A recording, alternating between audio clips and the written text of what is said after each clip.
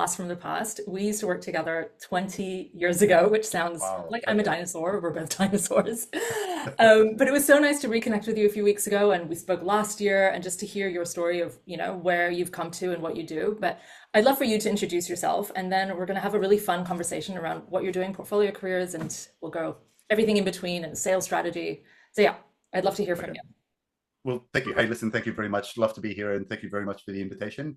A little bit of background. You talked about being a dinosaur. I've been in the industry 42 years, and there's a reason. I'll mention that number later on. By the way, it's a great number. It is, according to Hitchhiker's Guide, the answer to life, the universe, and everything. So that's not a bad start. But my background has been in channel and channel sales. So all about selling, but rather than selling to someone, selling through someone. So how do you leverage partnerships to help your business grow? But in doing that, you've got to help their businesses grow as well. So it's about mutual benefit. And so my entire career has been that. The last 20 years has been running channel dynamics, and we've worked with, wow, over 200 vendors, probably 30 distributors, and I think we've trained something like 10,000 people. So anyway, enough about me. Let's talk about Amazing. this So topic of portfolio careers. yeah, well, just to dive into that. So we met when I was working at Citrix and you were running Channel Yeah. Dynamics, and this was my first job ever out of university. So I was and I was in sales. I was in inside sales, then I moved into different sales roles, and you were a pivotal part of helping, the enterprise sales team to grow through the network. Um, so fast forward now, tell us a bit about what do you do and how do you help people? Because you are kind of living a portfolio career, which, just for anyone that's wondering what is a portfolio career, it is multiple income streams, and that can be through different sources, or it could be in the way that you deliver, but you're ultimately getting different income Yeah. sources outside of your corporate career. So yeah, tell us a bit Okay. about what you do now. So it's all underneath the one umbrella, which is channel dynamics, but it's different ways of achieving a similar result. So part of what I do is training. So that is developing the skills and the behaviors of individuals. Another part is consulting, and consulting is advising companies on channel strategy, sales strategy, how to find new partners, how to grow their business, etc. And then the other part is research, where companies leverage me to go and speak to their customers or their partners or whatever to find out what's working or not working. And of course, one of the things that's been very exciting, the most recent sort of revenue stream is, as you probably know, is I wrote a book, and so now I've now become I a want to struggling hear author. all about it. I just ordered it yesterday too. Okay, fantastic. So they're all under the umbrella, different business units within the umbrella, and the way that we deliver an invoice is very different. So training is very much a person face-to-face thing, whereas consulting is sitting there on your own, doing whatever you have to do, and of course, writing is very much at the start on your own, but after that, it becomes all about promoting it. I think Mm. when you talk about a portfolio career, and we'll talk about this in a minute, the biggest challenge isn't the skill set. It's not knowing the job. It's not helping customers. It's actually the selling bit and the Selling finding yourself. customers and the promotion. That's Yeah. usually the most challenging bit. Yeah, yeah, wow. This is, and it's so many questions, and it's really like a full circle because that's how I started my career. But sales, running a business. I was listening to Robert Kiyosaki's Rich Dad Poor Dad book a few days ago, and he was saying 80% of your time and job should be selling. And I know some people feel a bit cringe, like used car salesman, or I don't want to be selling, but it is promoting yourself. Like, how would you describe what sales is? Okay, so all right, so here's the thing. So there's a couple of phrases when people say sales, and they're ones that I completely disagree with. So one of them is when people think of somebody that's a salesperson, they think of that used car salesperson. That is the exact opposite of what I think is a salesperson. To me, selling is a profession, like carpentry, accounting, being a sports person, whatever it is. If you do it well, it rewards you really, really well. But if you do it badly, it's like anything. It's you'll be rubbish at it.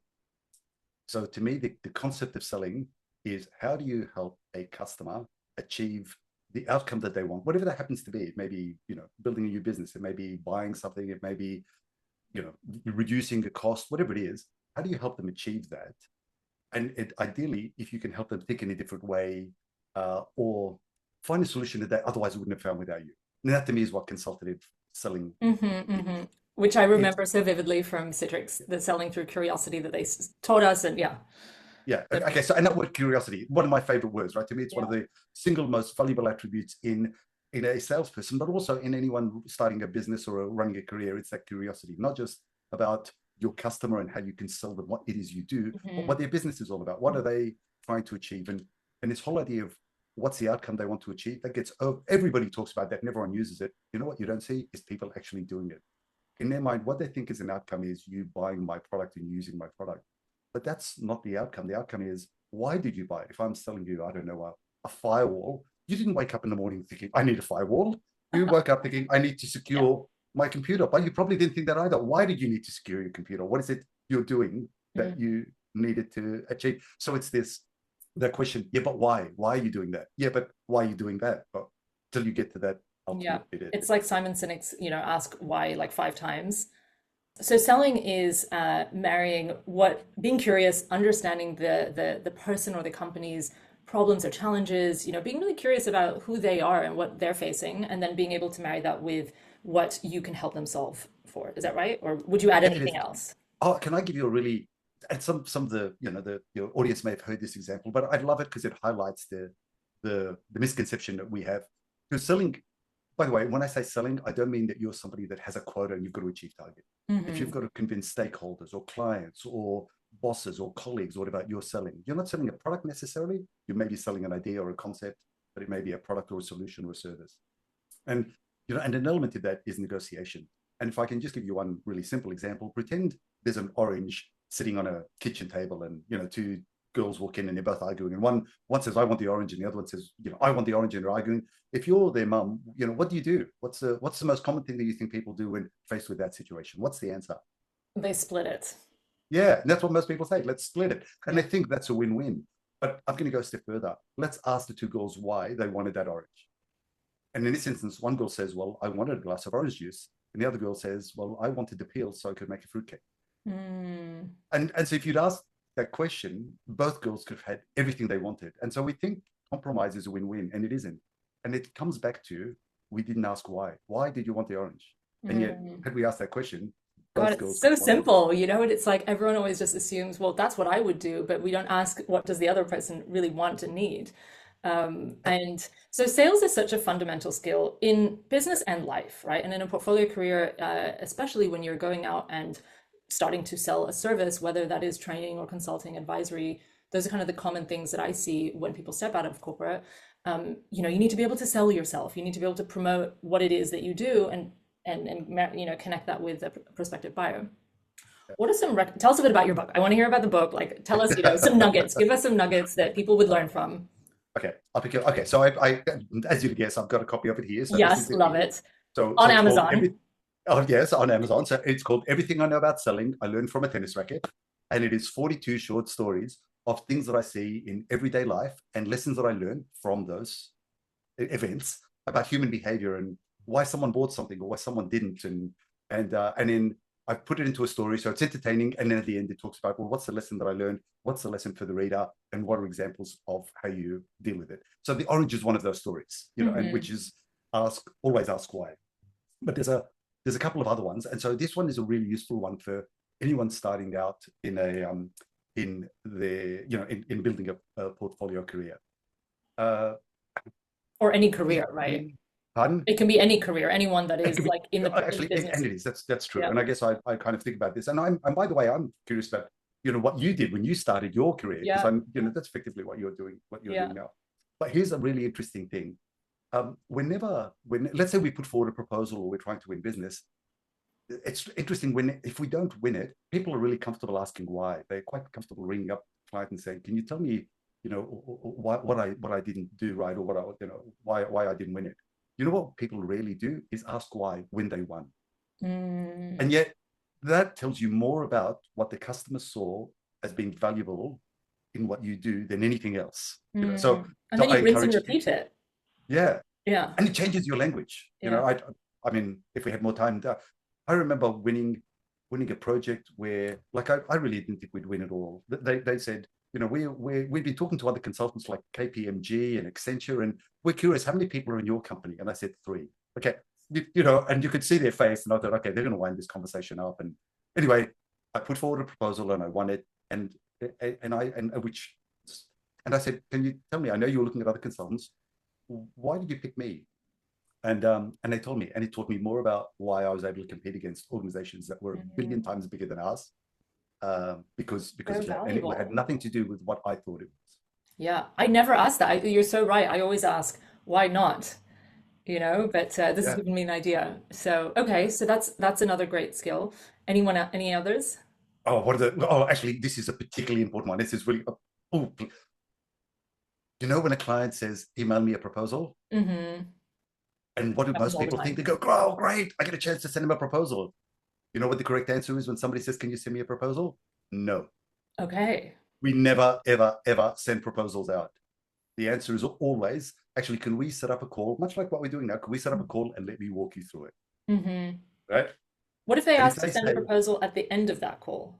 correct, that's when you send it. And because the role of a sales proposal is not to sell you. The role of a sales proposal is to confirm what you've agreed when you sold yourself. That makes sense. So Okay. when somebody says, email me a proposal, write it, but you never email it. You share a screen and you walk them through it.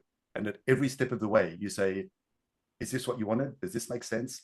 What do you like? What do you not like? What would you change? What should I remove? What should I prioritize? And while you're talking to them, if you can, by the way, I always use PowerPoint and I display it so they can see my screen. So I've got this screen over here that you see Mm-hmm. and this screen over here where I work.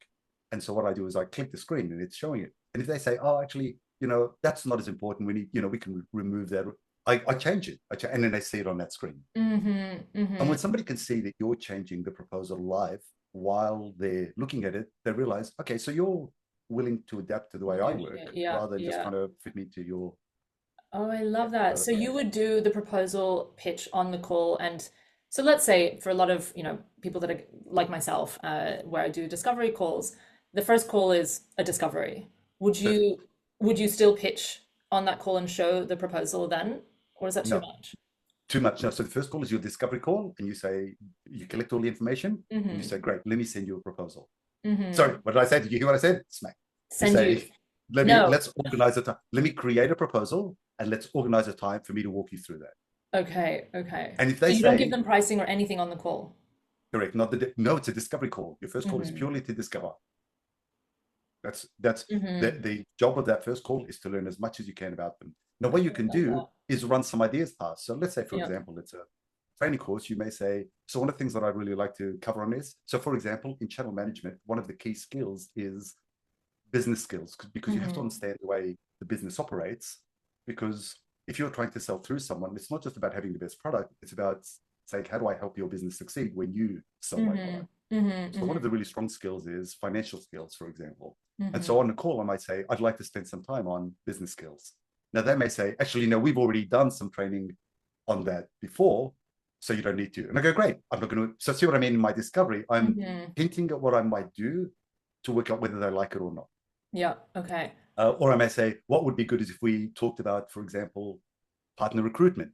And they may say, actually, that's really key for us, but only in Asia. In Australia, we don't need any more partners. Mm-hmm. Mm-hmm. So that's what I mean by it's purely a discovery call. What you're doing is Mm-hmm. asking what they need, but you also guide them a little by giving them, well, what if we did that? What if we did Mm-hmm. this, etc. So you're giving them ideas, but the goal is not to sell them. Don't start talking about how great it is now, because remember, it's discovery. And So so, what if because I often have clients at the end of the call that say, okay, this is great. Can you tell me a bit about the investment and what's next? And I tell them, that it is a structured, 6-month program. I take you on a journey. There's a framework. So yes, there are some cases where maybe they say, I don't need to work on clarity because I already know that. yeah, But most of the time, there is an element of clarity, strategy, and um, mindset work. So okay, yep. if there is a structured program, what would you say to something like that?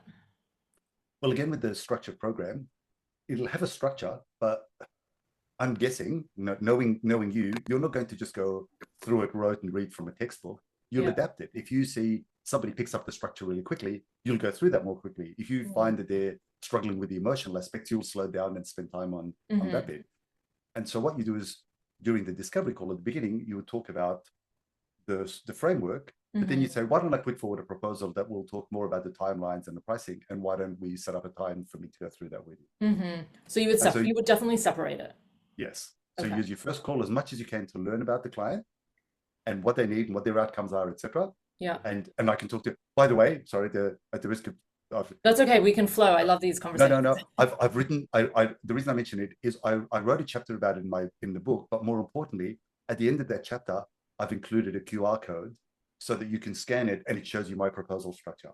Oh, Yep, amazing. because when people write proposals, and this is a really important piece with proposals, when people write proposals, they nearly always begin with, let me tell you about my business and let me tell you what I do and let me tell you about all the value that I Mm. bring.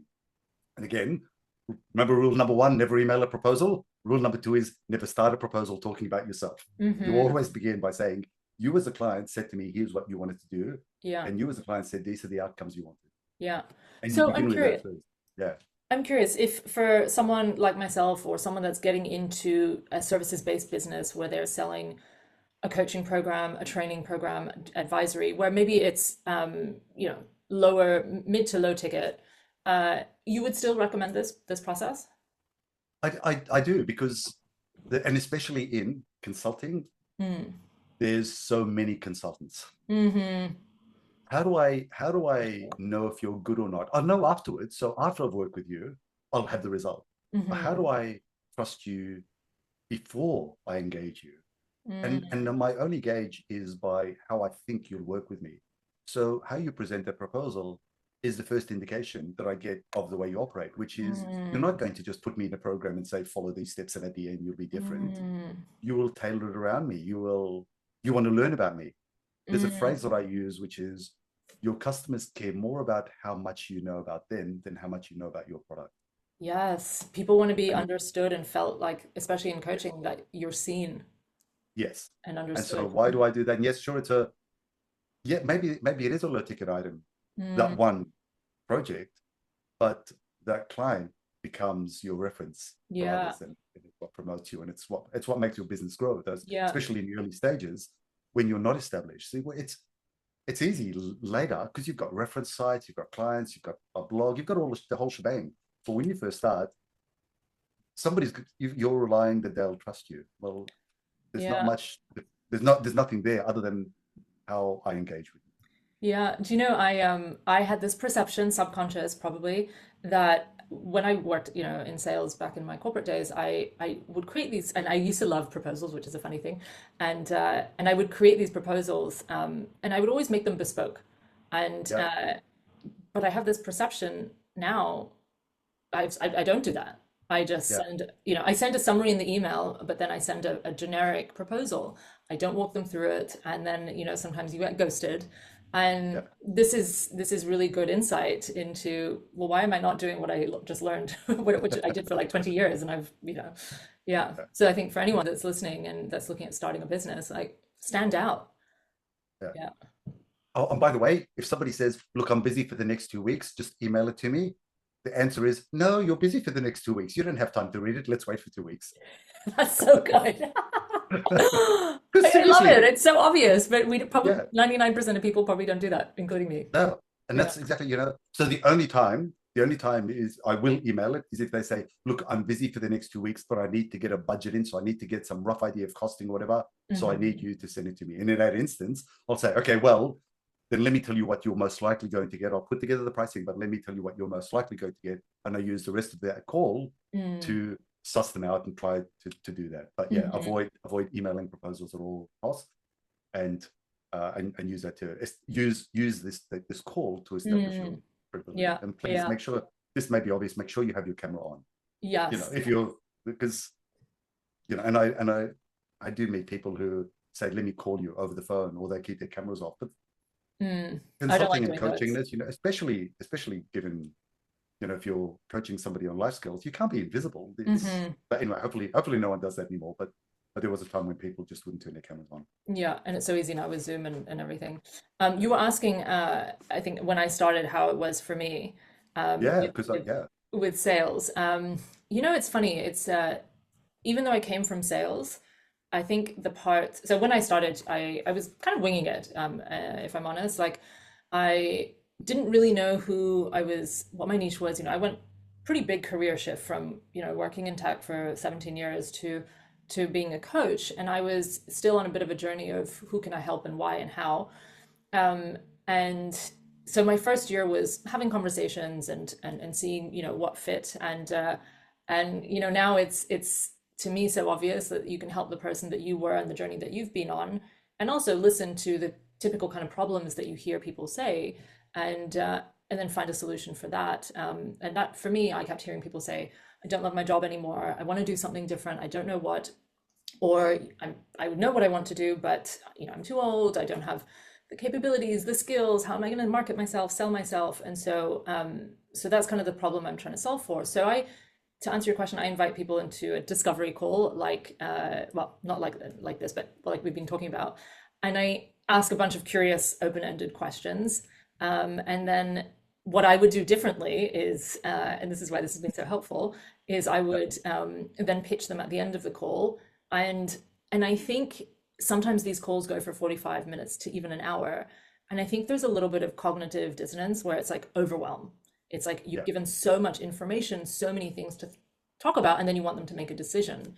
I'm curious what you think about that from a sales So perspective. yeah, okay. So a couple of things. One of the challenges, especially if you are in a consulting role, is knowing when to stop. So you're just not giving away everything for free, Everything, yes. and Yeah. that's a challenge for everyone. So the what I think to engage someone, they need to feel like they're getting value, and so Hmm. you offer suggestions or say, "Have you tried this or have you tried that?" And when they ask a question, then answer again. And at a certain point in time, there's a question where you think this is going to be a longer answer. And at that point, that's when you say, actually, what you've described is great. You know what would be really worthwhile? I think this is all the stuff we cover on our program.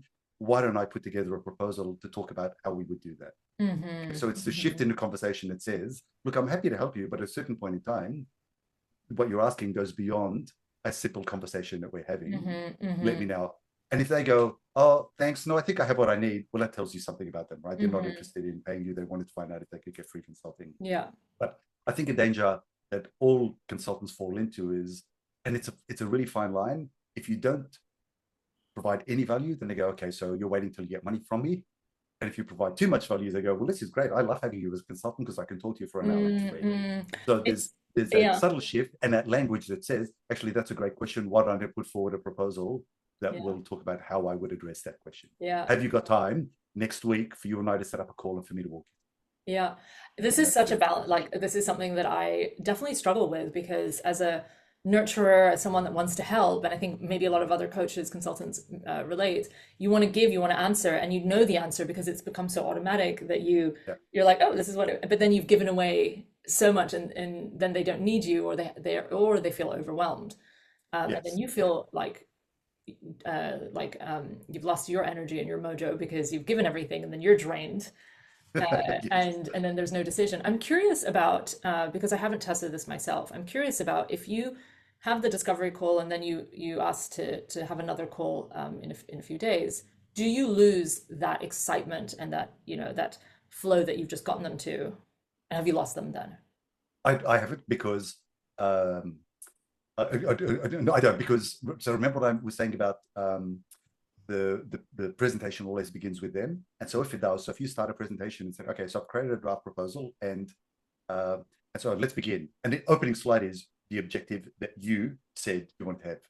It's all about you. People Mm. don't get you haven't lost any. In fact, you've brought and you're engaging. Can I tell you, by the way, that my best one ever? This is by far the. So I was presenting a proposal, and the guy was just so engaging. Going, actually, do you mind changing that? Oh, I don't think we don't call him this. We call him that. And I said, actually, you're very clear in your mind what you want. Why don't I give you control of my keyboard and screen, and you can change it? So remember, this is me presenting a proposal to Yeah, someone. yeah, yeah. They are typing into my proposal. But I love that We're on that's paper. so collaborative, which is kind It of like is. the relationship probably you're trying to create. Yep. I Yeah, mean, we're on slide 2 of a presentation because that's how I did it. Present. We're on slide. He's already decided. He's yeah, writing my proposal for me that I'm going to send him for him to present to his yeah, boss. So yeah. you can't get more. And so I don't want it to sound like I'm doing this because it's a trick or I'm trying to get. I'm doing this because it is exactly you. And you summed it up by saying it's a collaboration. This is Mm. me genuinely understanding what they want and then telling me what they want me to deliver. We're not Hmm. guessing. We're Hmm. not that we're no longer I'm selling to them. We are partners trying to make sure that they get what Hmm. they want and I get what I want. And that Love it. that is the definition of I the love it. business. I'm really going to test this. So, zooming out, you're obviously great at sales, and this is now you've published a book, which also is amazing because when we spoke last year, I don't think you'd even started, and now you wrote a book, you published it, it's on Amazon, great, another Yeah, income stream, and it's building your brand, and this is something that I yeah, talk about, as an entrepreneur or business owner, you have to build your personal brand, and people want to understand how you think and what your value is. So zooming out, tell us a bit yeah. about I'd love to know, your success as a portfolio career business owner. You probably wouldn't call it that, but invariably you have these different income streams. How does this affect the life that you get to live? I know you travel, you get to choose who you work with, Yes. tell us a bit about that.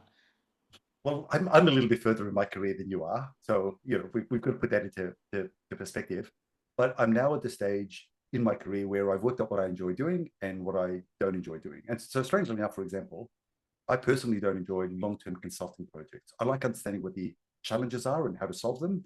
But I now have surrounded myself with other people who still love doing the execution piece. And Hmm. so I subcontract to them. Or sometimes they own it and I'm under them or they're under me. And so I can still deliver that work, but other people do it that don't necessarily work for me. But you form these partnerships. And like I said, a lot of what I do is how do I leverage others in a way that helps both of us achieve a result. But I do actually. So we spend between 3 and 4 months a year overseas, and the only thing that you will notice is that I don't reply before 2 in the afternoon. But other Hmm. than And you're that, based in Australia. I don't know if we said that yeah, at the beginning. So yeah, yeah, just for yeah, context. yeah. So you're right. So I'm based in Australia, but nobody really knows. So it's only in the afternoon. But what Americans will notice is that I'm speaking to them in the morning rather than the afternoon, Hmm. and Europeans it's the other way around. So but other than that, nothing really changes. But you do need four things to be able to do that. If you do want to do that, you need obviously a job that allows you to work from anywhere. So you can't be a carpenter, for example.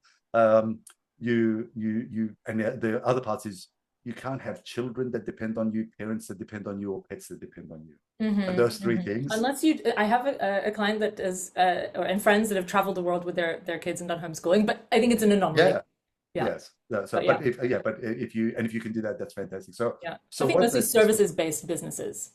Yeah, yes, that's right, yeah, or knowledge based or yeah. whatever. So it's and so what that does is that allows you to travel. So, for example, I've got clients in Australia and clients in the US. And so if I'm in Europe, it means my morning is dealing with the Australian clients, my afternoon is dealing with the American clients, but during the day, my day is my own. And Europe is a Mm, nice place to have a amazing. day to yourself. Uh, so that's and then the things that I really enjoy doing are speaking, training, um, uh, coaching, for example. Mhm. And most of this, other than the speaking, can be done from anywhere. But a lot of the time, if I know there's a speaking engagement coming up, then I'll find a way for my time to be Mhm. around it. But I mean, what's nice is now I have clients that invite me to speak overseas, and so I'll build the holiday around that component. So Like you did last year and this year, right? I love I that. am. Yeah.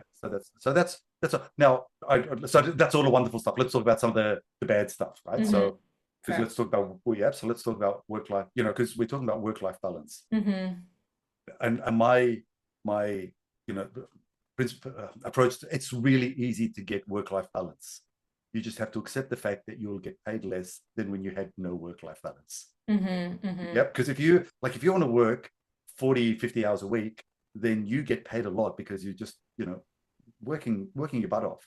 Well, if Hmm. you're going to cut that down to 20 hours a week, unless you've created something that gives you a passive income, and there's some people who have done that much.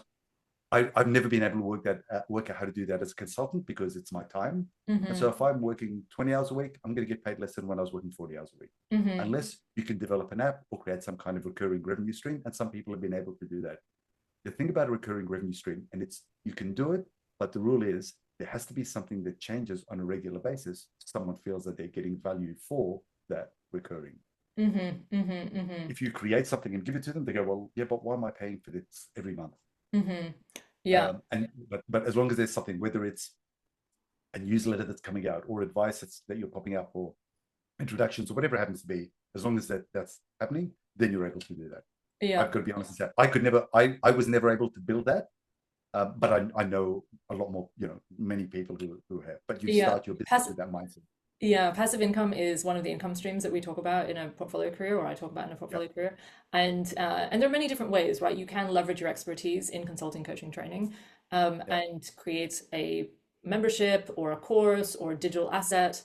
And something that I just am testing and just launched is a challenge. So it's kind of like a course, but there are gates, that open up after you complete that yeah, step or that challenge. And then I'm introducing 2 live monthly calls so that there's a bit of a hybrid engagement. I think okay, sometimes people can be, um, you know, disenfranchised with online courses, and then they kind of sits on a shelf and doesn't do anything. But if you have that human element in little drips, you know, you're more likely to dive in and get that support. So yeah. Yeah. And also, given what you're doing, which is helping somebody along with their career, the engagement they have with you is one which is a continual one, because they grow and they do different things and so on. Mm, Part of the reason that I was never able to do it is helping somebody with a channel strategy. Once I've got their strategy done, I can go, thanks mm, very much. When they're going to execute it, we'll talk to you again in 2 years when we have our next issue. So mm, coming back to that, for your audiences, is what you're doing something that has longevity, or is it a project? For example, if mm, you are an accountant, then you're really busy at the end of the financial year. mm. But other than that, there's not many people who need an accountant on a recurring revenue basis, unless you've got multiple. So I guess the first thing is the service that you're providing a project-based one? In which case you need lots of clients who use you on a regular basis and promote you, or is it something that has a longevity and a continuity? In which case, a recurring revenue and annual subscription model makes much more sense. But when you create a subscription model to something that's project-based, people drop off because they go, okay, so I used you, that was fantastic, but I didn't use you for the next 12 months, so why am I paying this? And Yeah, that leaves yeah. a sour taste in their mouth where they may not use you again. Yeah, I think it definitely, you have to think about your business model and also like the type of what your funnel is as well, you know, the yeah, customer journey that you're taking them on. And maybe there is an entry point where you have a lead magnet or some sort of PDF checklist or something, or, you know, a video where you introduce a bit of what you do. And then there's a discovery call, and maybe then there's a little audit. You do a small piece of work, kind of like when I worked in tech or when we worked in tech, and it was land and expand. You know, you yeah, land yeah, something and then you expand. yeah. But Mohib, I feel like we could talk forever, and I would love to. Yeah, how can people find you? Tell us actually a little bit about the type of person or company that you work with, and how can people find you? Okay, so portfolio career, so it's different things. So one aspect, which is the channel dynamics piece, the core business, is really for organizations that sell through other people. So our clients are people in the IT industry, for example. It's people like Google or VMware or Citrix, obviously, Adobe. So it's companies like that, or the distributors like Ingram or Dicadata or Citrix or whatever, that sell through somebody else. And we do either strategy and consulting to get the process right, or training. So that's that part of it. The other aspect of it is the selling bit, and very much selling either through people or to people. And the easiest way to do that, again, the website is channeldynamics.com.au, or there's only one Moheb Moses on LinkedIn, by the way. So if you just type in LinkedIn/in/Moheb, like I'm the share of LinkedIn. I only need my first name and you'll find me. Love it. So just That's your LinkedIn/in/Moheb. brand. It is. And so you'll find me. And so, anything where I can help somebody improve how they sell, either through people or to people. One of the lovely things that, the day after I released my book, a sales manager rang me up and said, our sales conference is coming up in June. Can you come along and be a speaker? And they ended up buying 100 copies for all of the team that were there, which was fantastic, right? I So love that's, it. yeah. I love it. So you work So, mostly with companies. but predominantly with companies, Yeah, occasionally with individuals as well. within And the I have coached companies. individuals as Yeah. well. But by and large, it tends to be organizations that have a team. The team may actually only be 3 or 4 people, but it tends to be with a team of salespeople. Okay. And more very specifically, selling through other people tends to be more the Yes, area. yes. Yeah. Which, by the way, we didn't even talk about, but in a portfolio career, it's also important to not just focus on selling through your network, but through that network. So building partners and affiliates, and for example, I have a referral partner program where people could refer to me. Yeah. Yeah. So I was going to say, can I two really key bits that I was going to mention about that. Yes, of So one course. is referral, and you're right, it's where people refer you. But the other one as well is when you win business, something that, and I know I forget to do this way too often, but if a customer is happy, to actually say to them, listen, I'm delighted that you were pleased with what we did. Is there anyone you know in your network that you think would find value in this? Hmm. And so don't just rely on someone to refer someone to you, but ask for a referral. Hmm. And I don't think we do that enough. When somebody's happy, we go, thank you, that's so good, I'm delighted, and we're on cloud nine, when somebody says, I love what you did for me or for my company. But then actually ask the question, is there anyone else that you know of that you think I might be able to help? So actually Hmm. ask for a referral.